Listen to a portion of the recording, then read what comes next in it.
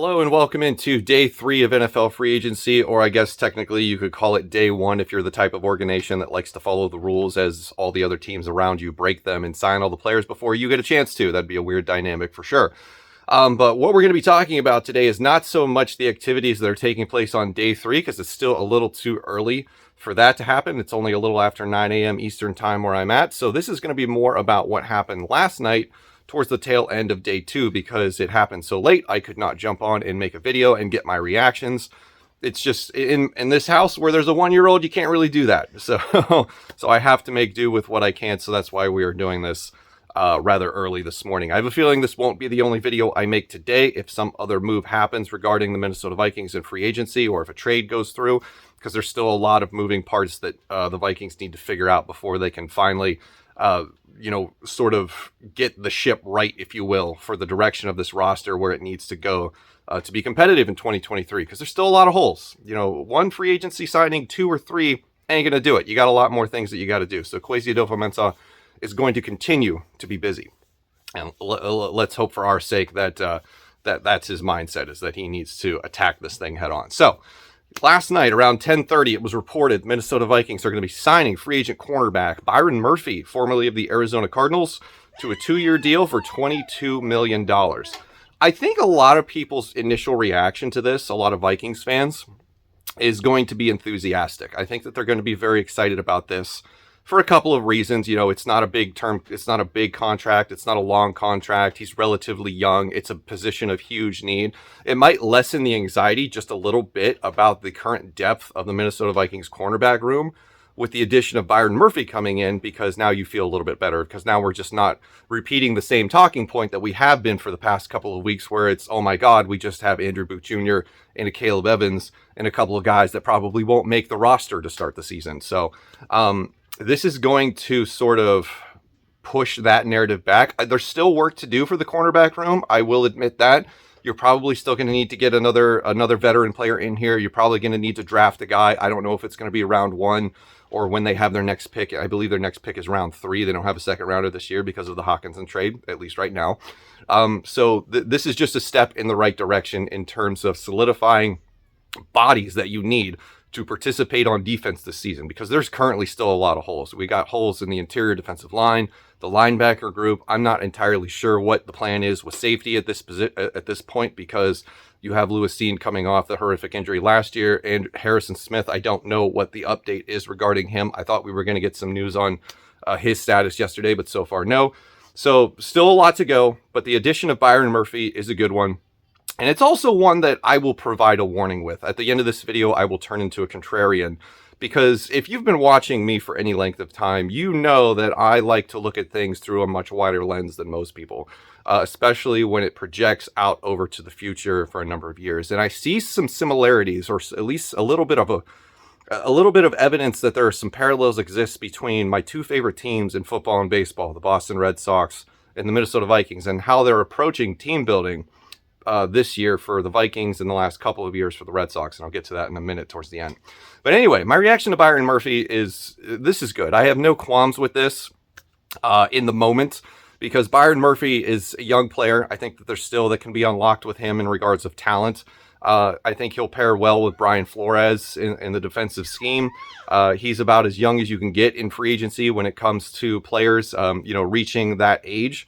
So I believe he's about 27, 28 years old. So that's good in the sense that we're going to still get him before he hits 30 and Father Time starts to catch up with him. It's a relatively safe contract, 2 years, $22 million. I think that is a solid plan.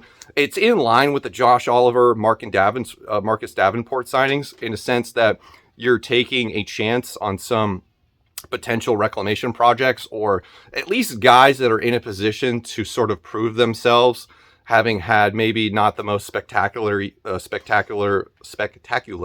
say that word this morning apparently, year prior. So with Marcus Davenport, I think it's a good deal in the sense that, it's a 1-year deal. If it doesn't work, you can move on. Same thing here with Byron Murphy. It's a 2-year deal, a little bit safer because it gives you an extra year of team control at a relatively cheap price. But if he outperforms this contract, you have the exclusive rights to negotiate with him for an extension next year. He doesn't immediately hit free agency. So I think that was good in terms of looking into the future to make this a 2-year deal and not a 1-year deal. It's just not a 1-year rental. Because I believe the potential exists for him to outperform this contract. I really do, given his skill set. He was a player that I looked at pretty heavily in the draft a couple of years ago. So, some of these players from like the 2019, 2020 draft class are starting to become free agents. So 2018 as well. Because of Garrett Bradbury, it's been 4 years since he was drafted. So, that draft class is also hitting free agency. So a lot of these guys that I looked at when I was really into the draft a couple of years ago, starting to hit the market. And it's kind of exciting to see that. But, well, like I said, it's a safe contract. And if he doesn't perform well, let's say he's just like kind of meh, like he has a mid-season, you walk into 2024, with the same expectations, but now this time you don't have to renegotiate. You don't have to do anything. Maybe you bump some money around, but at the same time, a 1-year, $11 million a 1-year, $11 million contract next year for a mid corner. Okay. I can deal with that. And then if it's just total garbage and it does not work out at all, I think it's pretty safe to say you can move on with a, relatively insignificant cap hit to your dead money. So Byron Murphy, I think, is a good signing. It brings a veteran body into the building, somebody that still has potential, somebody who's still young enough to have that potential unlocked. And it's really going to solidify the presence that we need in the cornerback room because, as we've said many times, it's been a broken record talking point. Up until this point, we've only had Andrew Booth Jr. and Caleb Evans on this roster after the departures of Patrick Peterson and Cam Dantzler. So, off to a good start. Now, the contrarian in me is going to come out because I have a little bit of an issue with the roster approach, and I know that there's nothing that they can do about it. They have put themselves in this position where they cannot spend top tier money on top tier free agents because they just they don't have it. That is not the way the Minnesota Vikings are going to be able to participate this offseason, next offseason. It's not the way they've been able to participate in previous offseasons. I want everybody to sort of keep your expectations in check regarding your excitedness, if you will, over this signing and signings that could happen in the coming days, because we've seen this before, right? So we got excited about Patrick Peterson 2 years ago, and for the most part, he performed well enough where I think that we could call that a relatively good signing. We got excited about Shannon Sullivan. We got excited about Rashad Breeland coming in. We were like, oh, veteran guy who's played for a contender. Yes, this is a good fit. Didn't work out at all. Like, what they're doing here, what the approach that the Minnesota Vikings have pigeonholed themselves in is trying to find veteran players on short-term contracts who may have had a disappointing year prior or a couple years prior, or maybe not lived up to draft expectations, giving them relatively cheap contracts to come play for this team in order to fill up a roster. It makes me worried because I see a parallel between them and the Boston Red Sox right now. Boston Red Sox, a couple years ago, hired Chaim Bloom as their general manager, formerly of the Tampa Bay Rays. And he's trying to turn the Boston Red Sox into the Tampa Bay Rays North, where they don't spend a lot of money. They take chances on cheap players who have been injured, down on their luck, have had bad seasons, whatever the case may be. And the roster for the Boston Red Sox has gotten relatively old, right? There's a lot. I don't know what the attractiveness is to free agents and players in their mid to late 30s, but that's the Boston Red Sox right now. They are the retirement club of the AL East. So I'm concerned because, the Red Sox finished dead last year trying to do this. They had that one magical run in 2020. It was 2021, where they somehow accidentally got to the American League Championship Series and then lost to the Astros. But so far, this experiment for the Red Sox going this path in terms of acquiring players has yielded not very good results. So I think that we all need to take a look at this, take a step back and look, and be like, it'll probably work for this year, but it has a good chance of not working in the long term. It also has a good chance that, the more players you sign, the more hits that you're going to get.